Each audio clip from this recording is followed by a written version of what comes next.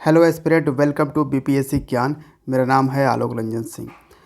तो देखिए, आज के न्यूज़पेपर डिस्कशन में हम चार बहुत ही इम्पोर्टेंट आर्टिकल डिस्कस करेंगे। और उससे पहले मैं आपको बता दूं कि UNSC United nation security council जो है, जिसका 15 मेंबर है, 5 परमानेंट मेंबर और 10 नॉन परमानेंट मेंबर होते हैं। 5 परमानेंट मेंबर वही है जो जिसके पास विटो पावर दिया जाता है। ठीक है। तो इसने ह्यूमैनिटेरियन पॉजेज मांगा है, कॉरिडोर्स इन गाज़ा। अब क्या है कि इज़राइल जो है कंटिन्यूसली हर दिन गाज़ा पे अटैक कर रहा है, बिना कोई टाइम दिए, बिना किसी गैप के। तो यूएनएससी कह रहा है कि एक ह्यूमैनिटेरियन पॉजेज लीजिए, एक कॉरिडोर्स दीजिए, जिसमें कि वहाँ की जो कॉमन पीपल है, आम जनता है, उसे निकाल दिया जाए। उसके बाद आप बमबारी वगैरह जो भी कीजिए। लेकिन इज़राइल इसको मानने को तैयार नहीं है। इसलिए तैयार नहीं है क्योंकि वो कहता है कि अगर हमारे जो 200 प्लस जो लोग हैं जिनको होस्टेजेस हमास बना कर रखा है, पहले उनको रिलीज़ करे तो ही मैं ये इस पे सोचूंगा। ठीक है। एक्चुअली में यूएनएससी ने ह्यूमैनिटेरियन पॉजेज कॉरिडोर्स इन गाज़ा में, यानी यूएनएससी में ये एक प्रपोज़ल रखा गया था, जिस पे कुछ कंट्रीज़ ने वोट किया, कुछ अगेंस्ट किया, कुछ जैसे यूके, यूएस और रसिया, ये अब्सटेन कर गया वोट करने से। देखिए, इज़राइल अब बहुत ही ज़्यादा फ़लस्तीन पे भारी पड़ रहा है। बहुत ही कॉमन लोगों की मौत हो रही है, बच्चों की मौत हो रही है। तो बहुत ही ज़्यादा अब भारी पड़ रहा है। लेकिन उसका जो ऑब्वियसली ये भी एक चीज़ सोचना ज़रूरी है कि वो 200 जो लोग हैं जिनको होस्टेज बना के रखा है, उसे रिलीज़ अगर कर देता है तो हो सकता है कि यहाँ इधर से ये भी कुछ इस पर ड्रॉप करे। तो वो देखना होगा कि आखिर वॉर में होता क्या है। उसके बाद ये आइकॉनिक तस्वीर आप देख सकते हो, जो बाइडन, जो कि चाइना के अमेरिका के प्रेसिडेंट हैं, और शी जिनपिंग जो कि चाइना के प्रेसिडेंट हैं, दोनों ही एक गार्डन में बिल्कुल ही घूम रहे हैं, वॉक कर रहे हैं। ये एक्चुअली टाइम था एपेक का, APEC, Asia Pacific economic cooperation. तो इसका एक समिट हुआ, कहाँ पे, कैलिफोर्निया सिटी है अमेरिका में, वहाँ पे। तो और इस तरह की तस्वीरें देखकर, ये देखिए, जियो पॉलिटिक्स में इस तरह की तस्वीरें बहुत ही सिंबॉलिक होती है। ठीक है, बहुत ही इम्पोर्टेंस लिया जाता है तस्वीरों का, कि कैसे लोग कैसे वर्ल्ड लीडर्स एक दूसरे से मिल रहे हैं या दूर दूर रह रहे हैं, क्या कैसे हो रहा है, इसका बहुत ही सिंबॉलिक इम्पोर्टेंस होता है।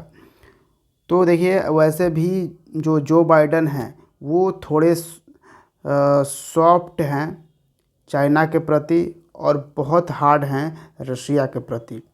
लेकिन इनके पहले जो डोनाल्ड ट्रंप थे, यूएसए के प्रेसिडेंट, वो रसिया के प्रति सॉफ्ट थे थोड़े, और चाइना के प्रति वो ज़्यादा हार्ड थे। ठीक है। तो ये था जियो पॉलिटिक्स में। तो 2023 का क्रिकेट वर्ल्ड कप होस्ट कर रहा है इंडिया, और इंडिया अब तक 10 आउट ऑफ 10 मैचेस जीत चुका है। सेमीफाइनल भी जीत के फाइनल में पहुंच गया।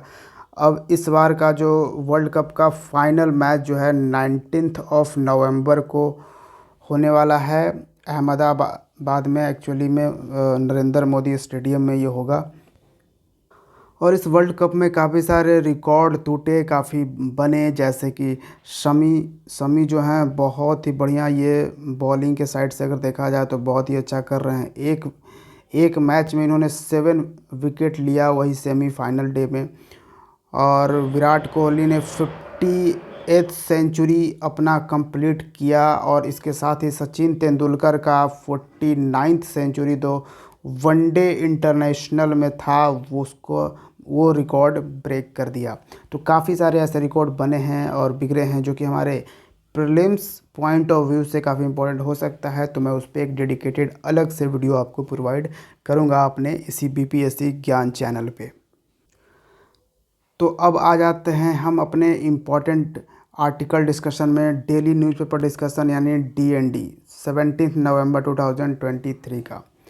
हमारा पहला और बहुत ही इंपॉर्टेंट आर्टिकल है बिहार से रिलेटेड। Will launch state wide movement if central government fails to give Bihar special category status, ये नीतीश कुमार ने बोला है, जो कि बिहार के चीफ मिनिस्टर हैं। देखिए, आज से नहीं, बहुत पहले से जब भी आप पढ़ते होंगे न्यूज़पेपर वगैरह, हमेशा से आप देखते होंगे कि बिहार से एक आवाज़ उठती है स्पेशल स्टेटस की। तो आप कभी कभी कंफ्यूज हो जाते होंगे, हमेशा स्पेशल स्टेटस आप समझ लेते होंगे, ठीक है, स्पेशल स्टेटस।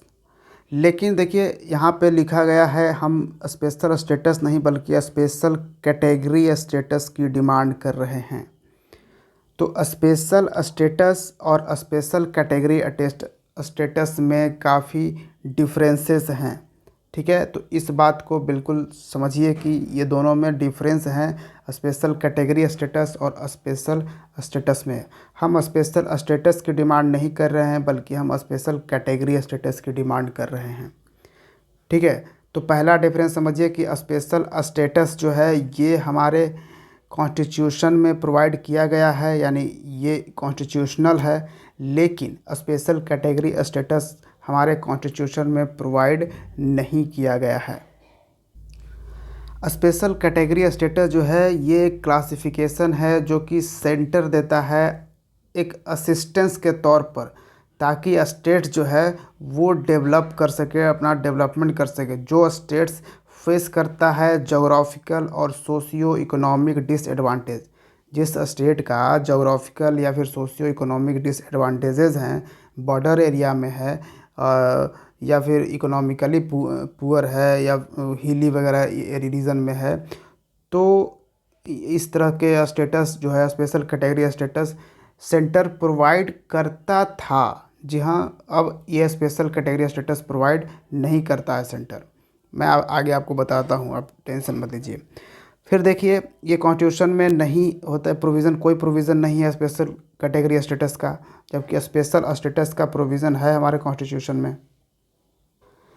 प्रोविज़न नहीं है स्पेशल कैटेगरी का, लेकिन इसकी शुरुआत की गई थी 5th फाइनेंस कमीशन में। अभी कौन सा फाइनेंस कमीशन चल रहा है? 15th फाइनेंस कमीशन अभी चल रहा है करेंट टाइम में। लेकिन ये 5th फाइनेंस कमीशन 1969 में ही इसको इंट्रोड्यूस किया गया था स्पेशल कैटेगरी स्टेटस को, ठीक है। जब ये इंट्रोड्यूस किया गया उसके बाद 1969 में ही 3 राज्यों को ये स्पेशल कैटेगरी स्टेटस सेंटर ने प्रोवाइड कर दिया। वो था जम्मू एंड कश्मीर, असम और नागालैंड। बहुत ही इम्पोर्टेंट है, शुरुआत में सबसे पहले इन तीनों को मिल गया था स्पेशल कैटेगरी का स्टेटस, याद रखिएगा। और ये जो स्पेशल कैटेगरी स्टेटस है, इसको कौन प्रोवाइड करता था, कौन ग्रांट करता था, कौन ये असिस्टेंट प्लान देता था? तो ये था नेशनल डेवलपमेंट काउंसिल, या कह सकते हैं प्लानिंग कमीशन। तो नेशनल डेवलपमेंट काउंसिल जो कि प्लानिंग कमीशन के अंडर ही वर्क करता था, वो ये प्रोवाइड करता था। और आपको मालूम है प्लानिंग कमीशन अब कैंसिल यानी ख़त्म कर दिया गया है, इसके जगह पे अब नीति आयोग वर्क करता है, ठीक है। नीति आयोग से प्लानिंग कमीशन को रिप्लेस कर दिया गया है। तो एक टाइम में नेशनल डेवलपमेंट काउंसिल जो है ये स्पेशल कैटेगरी स्टेटस प्रोवाइड करता था। उसके बाद धीरे धीरे और भी स्टेट्स को मिले और फाइनली 11 स्टेट्स को ये स्टेटस मिला था, 11 स्टेटस। हालांकि जम्मू एंड कश्मीर को भी ये स्टेटस मिला था जब 370 जो आर्टिकल है उसको हटाने से पहले तक जम्मू एंड कश्मीर के पास भी ये स्पेशल कैटेगरी स्टेटस था। लेकिन अब जम्मू एंड कश्मीर के पास नहीं है। और इस तरह के 11 ऐसे स्टेट्स हैं जिनको स्पेशल कैटेगरी स्टेटस जो है वो प्रोवाइड किए गए थे। असम, नागालैंड, हिमाचल प्रदेश, मणिपुर, मेघालय, सिक्किम, त्रिपुरा, अरुणाचल प्रदेश, मिज़ोरम, उत्तराखंड और तेलंगाना। तेलंगाना सबसे लार्जेस्ट स्टेट था जो कि आंध्र प्रदेश से अलग हुआ था। लेकिन जो हमने बात करी एक स्पेशल स्टेटस की, सिर्फ स्पेशल स्टेटस की बात करी और स्पेशल कैटेगरी स्टेटस की, तो स्पेशल कैटेगरी स्टेटस जो है वो इकोनॉमिक और फाइनेंशियल एस्पेक्ट को डील करता है, लेकिन जो स्पेशल स्टेट्स है ये जोग्राफिकल और पॉलिटिकल स्टेटस को डील करता है। ठीक है, और ये वाला जो स्टेटस हम यहाँ पे देख रहे हैं स्पेशल स्टेटस, ये हमारे कॉन्स्टिट्यूशन में है और ये पॉलिटिकल और जोग्राफिकल एस्पेक्ट्स को देखता है। लेकिन स्पेशल कैटेगरी स्टेटस जो है वो इकोनॉमिकल और फाइनेंशियल एस्पेक्ट देखने के लिए इंट्रोड्यूस किया गया था। तो गडजिल प्लानिंग कमीशन के डिप्टी सेक्रेटरी थे जिन्होंने ये फार्मूला बेस्ड किया था, ये फार्मूला इंट्रोड्यूस किया था। तो कहा जाता है गडजिल फार्मूला के बेस्ड पर क्या पैरामीटर्स था जिसके तहत एक स्टेट को स्पेशल कैटेगरी स्टेटस जो है वो प्रोवाइड किया जाता था। तो देखिए, जो स्टेट्स हिली टेरेन में हैं यानी कि पहाड़ी इलाके में है, वहाँ पे जो डेवलपमेंट प्रोसीजर है वो करना बहुत ही ज़्यादा इम्पोर्टेंट हो जाता है, और जहाँ पर डेवलपमेंट करना अपने आप में ज़्यादा खर्च होता था, इसलिए उन्हें इस कैटेगरी में डाला जाता था। जहाँ पे लो पॉपुलेशन डेंसिटी है और फिर sizeable share of tribal population, उस स्टेट में एक साइजेबल शेयर हो, ट्राइबल पॉपुलेशन हो उस स्टेट में। ठीक है, फिर स्ट्रेटजिक लोकेशन में अगर बॉर्डर के पास हो कोई स्टेट, या फिर नेबरिंग कंट्रीज से लगता हो कोई स्टेट, तो उनको ये स्टेटस देता है। फिर इकोनॉमिक एंड इंफ्रास्ट्रक्चर में बैकवर्डनेस हो किसी स्टेट्स का, तो ये सारे पैरामीटर्स अगर फुलफ़िल करता है। फिर नॉन वायबल नेचर हो स्टेट फाइनेंस का, तब जाकर उन्हें स्पेशल कैटेगरी स्टेटस प्रोवाइड करता था सेंट्रल गवर्नमेंट। लेकिन स्पेशल कैटेगरी स्टेटस जो था ये हमारे कॉन्स्टिट्यूशन में प्रोविज़न नहीं था, इसको फिफ्थ फाइनेंस कमीशन ने इंट्रोड्यूस किया था। लेकिन आपको मालूम है कि प्लानिंग कमीशन जो है उसको रिपील कर दिया गया और इसके जगह पे नीति आयोग इस्टेब्लिश कर दिया गया, सेटअप कर दिया गया प्राइम मिनिस्टर मोदी के द्वारा। तो यहाँ पे जो करेंट गवर्नमेंट है इन्होंने इसको भी ख़त्म कर दिया, स्पेशल कैटेगरी स्टेटस जो इतना जो हमने आपके साथ डिस्कस किया, ये स्पेशल कैटेगरी स्टेटस इसको ख़त्म कर दिया गया है। अब ये वर्क नहीं करता है, अब ये काम में नहीं है। लेकिन जो 11 स्टेट्स थे जिनको स्पेशल कैटेगरी स्टेटस दिया जाता था, उन्हें गवर्नमेंट ने कहा, सेंट्रल गवर्नमेंट ने, कि आपको हम थोड़ा सा ज़्यादा हेल्प करेंगे। यानी कि पहले टैक्सेस में से जो 32% उन्हें प्रोवाइड किया जाता था, अब उन्हें 42% टैक्सेस का जो रेवेन्यू है वो उन्हें प्रोवाइड किया जाता है। और ये स्पेशल कैटेगरी स्टेटस नहीं, या स्पेशल स्टेटस सेंटर नहीं इसको बुलाता है, बल्कि ऐसा बुलाता है कि जो हिली रीजन वगैरह में जो स्टेट्स आते हैं उन्हें हम ये एक्स्ट्रा बेनिफिट दे रहे हैं। अब बात करते हैं स्पेशल स्टेटस जो कि कॉन्स्टिट्यूशन में ऑलरेडी मेंशन है, आर्टिकल 370 टू आर्टिकल 371J। ठीक है, क्या है? आर्टिकल 370 टू आर्टिकल 371J तक, ये आप समझिए कि 370, 371, 371A, B, C, D, E, F, G, H, I, J तक ये प्रोवाइड किया गया। कितने स्टेट्स को स्पेशल स्टेटस प्रोवाइड किया गया है, ये हम उसकी बात कर रहे हैं जो कि कॉन्स्टिट्यूशन में इसका प्रोविज़न दिया गया है। तो इसमें जम्मू एंड कश्मीर, ऑब्वियसली यहाँ पे इसको कब ख़त्म कर दिया गया, आर्टिकल 370 को तो ख़त्म कर दिया गया, तो जम्मू एंड कश्मीर को अभी स्पेशल स्टेटस है नहीं। लेकिन अभी भी महाराष्ट्र, गुजरात को स्पेशल स्टेटस है, नागालैंड को, असम, मणिपुर, आंध्र प्रदेश और फिर इस्टेब्लिशमेंट ऑफ सेंट्रल यूनिवर्सिटी इन आंध्र प्रदेश के लिए। फिर स्टेट ऑफ सिक्किम को जैसे जैसे स्टेट्स वगैरह बनते गए उन सबको यह स्टेटस प्रोवाइड करता जाने लगा। फिर स्टेट्स ऑफ मिज़ोरम, अरुणाचल प्रदेश, गोवा, कर्नाटक, ये जो स्टेट्स हैं 1 2 3 4 5 6 7 8 9 10 11, ये 11 जो हैं जिनको स्पेशल स्टेटस प्रोवाइड किया गया है। क्योंकि यहाँ पे आप समझ सकते हो कि नॉर्थ ईस्ट में जो है ये लोग आते हैं और कई हिली रीजन में आ जाते हैं। लेकिन यहाँ पे आंध्र प्रदेश जो है ये भी डिमांड करता है स्पेशल कैटेगरी स्टेटस को, ठीक है। जिस तरह से बिहार, गोवा भी डिमांड करता है स्पेशल कैटेगरी स्टेटस को। फिर उड़ीसा भी डिमांड कर रहा है काफ़ी वक्त से स्पेशल कैटेगरी स्टेटस को, क्योंकि स्पेशल कैटेगरी स्टेटस हमने आपको बताया उसमें फाइनेंशियल असिस्टेंट और सोशियो इकोनॉमिकल स्टेटस यानी कि फाइनेंस ज़्यादा उसे दिया जाता है। और स्पेशल स्टेटस जो है वो एक तरह से आप कह सकते हो कि जैसे PLI जो भी स्कीम है इधर, कि आप जैसे नागालैंड, मणिपुर इस सब में जाकर इधर से अगर गए हो तो आप वहाँ पर जाकर ज़मीन वगैरह नहीं ले सकते हो, ठीक है। तो इस तरह का जो भी स्पेशल प्रोविज़न दिया गया है ये है स्पेशल स्टेटस के अंडर, ये जोग्राफिकल तौर पर उन्हें दिया गया है ये प्रोविज़न। समझ रहे हो बात? अच्छा, अब आप पूछोगे अच्छा सर एक बात बताओ, जब इस स्पेशल कैटेगरी स्टेटस को ख़त्म कर ही दिया गया, फिर ऐसा जो काफ़ी सारे स्टेट्स को है, बिहार को भले ही ना स्पेशल स्टेटस मिला है, लेकिन काफ़ी सारे स्टेट्स को स्पेशल स्टेटस मिला हुआ है, ठीक है। तो फिर आखिर स्पेशल स्टेटस यानी जिनको स्पेशल स्टेटस मिला हुआ है वो भी स्पेशल कैटेगरी स्टेटस भी मांग रहे हैं। तो आखिर स्पेशल कैटेगरी स्टेटस में ऐसा क्या दिया जाता है? तो देखिए, आपको पता होगा 2 तरह की स्कीम्स होती हैं सेंट्रल गवर्नमेंट की। एक होती है वो सीधा बोला जाता है सेंट्रल स्कीम,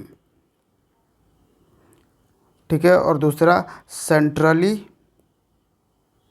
स्पॉन्सर्ड स्कीम,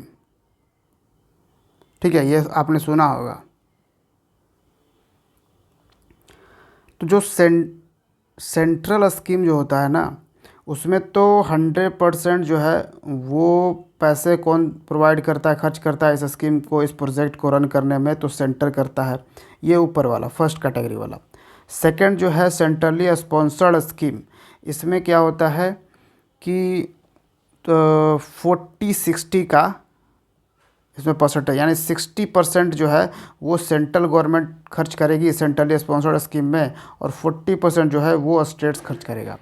लेकिन अगर किसी स्टेट्स को स्पेशल कैटेगरी स्टेटस प्रोवाइड होता, जो कि अब नहीं है, लेकिन फिर भी गवर्नमेंट जो है वो किसी को अपना कहा कि हम स्पेशल कैटेगरी स्टेटस तो नहीं प्रोवाइड करेंगे, हाँ, लेकिन असिस्टेंस के तौर पर हम यूं ही आपको कुछ ज़्यादा ज़रूर देंगे, ठीक है। तो क्या करती है सेंट्रल गवर्नमेंट की, जो 11 ये जो है ना, ये जो 11 स्टेट्स थे, इनको central government centrally sponsored scheme में 90% खर्च करती है, और 10% जो स्टेट्स को खर्च करना होता है वो भी सेंट्रल गवर्नमेंट लोन के तौर पर देती है विथ 0% इंटरेस्ट। तो यहाँ एक ये बेनिफिट हो जाता है। और फिर जो सेंट्रल गवर्नमेंट हर साल जो बजट निकालती है अपना यूनियन सेंट्रल बजट, उसमें 30% का ग्रॉस बजट, अपने ग्रॉस बजट का 30% जो है वो उस स्पेशल कैटेगरी स्टेटस को जिसको प्रोवाइड किया है उसको प्रोवाइड करती है सेंट्रल गवर्नमेंट। और काफ़ी सारे इनकम टैक्स, कॉरपोरेट टैक्स, ये सब में भी काफ़ी एग्जाम्पशन देती है सेंट्रल गवर्नमेंट वगैरह। और ये जो स्टेट्स हैं इनको अभी फ़िलहाल तो जैसे इनके इंफ्रास्ट्रक्चर के लिए तो स्पेशल कैटेगरी का इन्हें भले ही नहीं मिलेगा स्टेटस, लेकिन इनको सेंटर में हेल्प कर रही है असिस्टेंस के तौर पर, ठीक है, स्पेशल हेल्प कर रही है एक तरह से आप कह सकते हो। तो इसको ख़त्म तो कर दिया गया है, लेकिन सेंट्रल गवर्नमेंट बस नाम वो यूज़ नहीं कर रही है सेंट्रली यानी कि स्पेशल कैटेगरी स्टेटस, लेकिन सेंट्रल गवर्नमेंट कुछ कुछ स्टेट्स को अपने मुताबिक वो असिस्टेंस प्रोवाइड कर रही है। सब ख़त्म ही कर दिया गया है तो फिर बिहार गवर्नमेंट क्यों ये मांग रही है स्टेटस? अब देखिए, क्योंकि स्पेशल स्टेटस जो है इसमें अगर चाहे सेंट्रल गवर्नमेंट तो पार्लियामेंट में जाकर इसमें अमेंडमेंट अगर कुछ करना चाहती है तो अमेंडमेंट कर सकती है, लेकिन पार्लियामेंट में ही अगर सेंट्रल गवर्नमेंट चाहती है तो स्पेशल कैटेगरी स्टेटस को एक बिल के तौर पर ला सकती है कि हम स्टेट्स को स्पेशल कैटेगरी देंगे। इसलिए ये डिमांड यहाँ पे है अति बढ़ रहा है, ठीक है। क्योंकि भले ही ख़त्म तो कर दिया गया है, लेकिन अगर सेंट्रल गवर्नमेंट चाहेगी तो वो पार्लियामेंट में एक प्रपोज़ल लाएगी स्पेशल कैटेगरी स्टेटस का और उसको पास करवा देगी।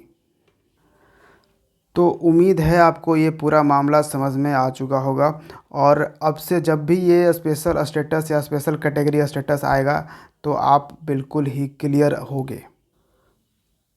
तो ये न्यूज़ जो था ये द हिंदू में ही प्रोवाइड किया गया था, बहुत ही इम्पोर्टेंट, तो समझ सकते हैं। अच्छा, एक एडवर्टीज़मेंट था बिहार गवर्नमेंट का, उसमें काफ़ी अच्छा दिया गया है। Bihar industrial investment promotion textile and leather policy 2022 जो लाया गया था बिहार सरकार द्वारा। क्या बिहार इंडस्ट्रियल इन्वेस्टमेंट प्रमोशन किसके लिए? टेक्सटाइल और लेदर इंडस्ट्री लगाने के लिए ये पॉलिसी लाई गई है। यानी कि अगर कोई टेक्सटाइल और लेदर की इंडस्ट्री बिहार में लगाना चाहता है तो इस पॉलिसी 2022 के तहत बिहार सरकार उसको एम्प्लॉयमेंट जनरेशन सब्सिडी देगी अप टू 5,000 पर employ per month. Capital investment subsidy देगी 15% of plant and machinery up to 10 crore रुपए का वो कैपिटल इन्वेस्टमेंट सब्सिडी देगी बिहार सरकार। 10 से 12% यानी कि 20 करोड़ तक का इंटरेस्ट सबवेंशन देगी। स्किल डेवलपमेंट सब्सिडी देगी 20,000 पर एम्प्लॉय। पावर टैरिफ सब्सिडी 2 रुपये per unit. Patent registration subsidy ₹10 lakh per patent. State GST incentive 100% of project cost and exemptions on stamp duty, registration fees, land convention fees पे 100% का exemption दे रही है बिहार सरकार, ठीक है। और फ्रेट रेम्बर्समेंट इंसेंटिव भी दे रही है up to 10 lakh per year for export. तो ये सारे इंसेंटिव दे रही है, यानी कि ये टेक्सटाइल से या फिर लेदर के रिलेटेड इन्वेस्टमेंट आप कर रहे हैं, आप कोई इंडस्ट्रीज़ वगैरह सेटअप कर रहे हैं तो नेक्स्ट आर्टिकल है India cuts windfall tax on diesel crude oil. तो डीजल और क्रूड ऑयल पे विंडफॉल टैक्स इंडिया ने कट्स कर दिए हैं, यानी कि 9,800 रुपये एक टन पे लिया जाता था, तो अब वो कम करके 6,300 एक टन पे लिया जा रहा है। तो ये विंडफॉल टैक्स कर दिया। क्या है विंडफॉल टैक्स, ये इम्पॉर्टेंट है हमारे लिए। तो एक अनएक्सपेक्टेड आपका अगर प्रॉफिट होता है तो उस पर ये विंडफॉल टैक्स लगता है, आपका नहीं बल्कि इंडस्ट्रीज़ का। जैसे a higher tax levied by government on the specific industries when they experiences unexpected, ये इंपॉर्टेंट है, unexpected and above average profits. अगर अनएक्सपेक्टेड आपके पास जितना आपके इनकम से वो गवर्नमेंट जो टैक्स ले रही है वो तो लेगी ही लेगी, लेकिन अगर आपका अनएक्सपेक्टेड प्रॉफिट हो जाता है, जैसे मैं एग्जांपल देता हूँ, 1979 में अमेरिका में USA में क्या हुआ था कि ऑयल के प्राइसेस जो हैं बहुत ज़्यादा हाई हो चुके थे, यानी कि क्राइसिस आया था, सडन क्राइसिस आया था, सडन राइज आया था। तो 1980s में USA में विंडफॉल टैक्स वहाँ पे इंडस्ट्रीज़ पे से लिया जाने लगा। वो इसलिए लिया जाने लगा कि जो भी कंपनियां ऑयल बेच रही थी वो उनका सडनली बहुत ज़्यादा प्रॉफिट आने लगा, ठीक है, क्योंकि वहाँ पे क्राइसिस हो गया था, सडन राइज हो गया था ऑयल प्राइसेस में, तो वो उनको बहुत ज़्यादा प्रॉफिट हो रहा था, यानी कि अनएक्सपेक्टेड प्रॉफिट उनका होना शुरू हो गया था। तो उस पर विंडफॉल टैक्स लगा। विंडफॉल टैक्स के बेनिफिट भी हैं और डिसएडवांटेज भी हैं। विंडफॉल टैक्स ऑब्वियसली इससे गवर्नमेंट का जो है इनकम बढ़ता है, जिससे कि काफ़ी सारे डेवलपमेंट प्रोजेक्ट्स पे यूज़ किया जा सकता है विंडफॉल टैक्स अगर उन्हें मिलता है तो। लेकिन वहाँ तक कि जो इन्वेस्टमेंट है वो अच्छा फील नहीं करेगी, जो इन्वेस्टर है वो अच्छा फील नहीं करेगी, क्योंकि आप यही देखिए ना, विंडफॉल टैक्स प्योरली डिफाइंड नहीं है। अनएक्सपेक्टेड क्या, अनएक्सपेक्टेड हो सकता है कि हमारे लिए जो अनएक्सपेक्टेड है उसके लिए वो एक्सपेक्टेड, उसने एक्सपेक्ट किया होगा कि एक्सपेक्ट करके ही उसने ऑयल रखा होगा, ठीक है, कि हाँ अब प्राइस राइज करेगा। तो ये एक थोड़ा सा वेग सा डेफिनेशन है इसका, एकदम से प्योरली रियल डेफिनेशन है नहीं। तो थोड़ा सा यहाँ पे डिसएडवांटेजेस भी होते हैं, जिससे कि डिस्करेज फील करती है कंपनियाँ, क्योंकि जब कंपनी लॉस में जाती है, अब अनएक्सपेक्टेड वो लॉस में चली गई, तो ऐसा तो नहीं है कि गवर्नमेंट उसको पैसे देगी, ठीक है, उसको मदद करेगी। लेकिन जब वो प्रॉफिट हो रही है तो उससे पैसे आप ले रहे हो, तो ये थोड़ा सा है। तो ये आप ध्यान रखिएगा, विंडफॉल टैक्स। नेक्स्ट एंड आखिरी आर्टिकल है, how was the first vaccine for chikungunya approved. तो चिकनगुनिया का वैक्सीन अप्रूव कर दिया गया है पहली बार। ये कहाँ पे, drug administration, food and drug administration, FDA, America का एजेंसी है, USA ने ये इसको पहली बार चिकनगुनिया का वैक्सीन जो है वो अप्रूव कर दिया गया है, ठीक है। और इस वैक्सीन का नाम क्या है, तो इसको याद रखिएगा, एक्सजिक, IXCHIQ, एक्सजिक नाम है इस वैक्सीन का, चिकनगुनिया का, जो पहली बार ये अप्रूव किया गया है। और इसको मैन्युफैक्चर किसने किया है, तो यूरोपियन वैक्सीन मैन्युफैक्चरर है कंपनी एक, वो है वेलनेवा, VALNEVA, वेलनेवा।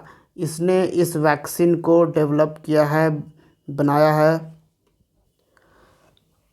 और इसको अप्रूवल भी मिल चुका है USA से। तो चिकनगुनिया है क्या, देखिए चिकनगुनिया एक बीमारी है ऑब्वियसली। ये प्राइमरली ट्रांसमिट होता है मॉस्किटो से, मच्छरों से होता है। मच्छर में कौन से मच्छर, तो एडिस एजिप्टी और एडिस एल्बोपिक्टस, एडिस एजिप्टी और एडिस एल्बोपिक्टस के द्वारा ये फैलता है। ये जो मॉस्किटोज़ है उसके द्वारा ये होता है। चिकनगुनिया होने पे बेसिकली सीवर जो जॉइंट में बहुत ज़्यादा दर्द हो जाएगा, इम्पेयर्ड मोबिलिटी होगा, चलने का मन नहीं करेगा, बुखार लग जाएगा। एक वायरल इन्फेक्शन होता है, ये एक वायरल इन्फेक्शन है। और वैक्सीन प्राइमरली बनाया कैसे जाता है, तो इट कंटेन्स अ लाइव, जिंदा या फिर weekend version of the chikungunya virus, ठीक है। तो चिकनगुनिया वायरस से ही ये वैक्सीन बनाया गया। तो ये याद रखिएगा, ये बहुत ही इंपॉर्टेंट टर्म्स है, इस पर BPSC ने भी पूछा था, ठीक है। तो याद रखना बहुत ज़रूरी है कि चिकनगुनिया का जो वैक्सीन बना है वो कैसे बना है, तो चिकनगुनिया का लाइव, जिंदा और वीकेंड, कमज़ोर वर्जन है चिकनगुनिया वायरस का, उससे ये बनाया गया है। तो आपको ये DND रेगुलर बेसिस पे पसंद आ रहा है तो बिल्कुल आप वीडियो को लाइक कीजिए, आपका प्यार हमें ज़रूरत है इसकी, ये मोटिवेशन का काम करता है। Thank you for watching. जय हिंद।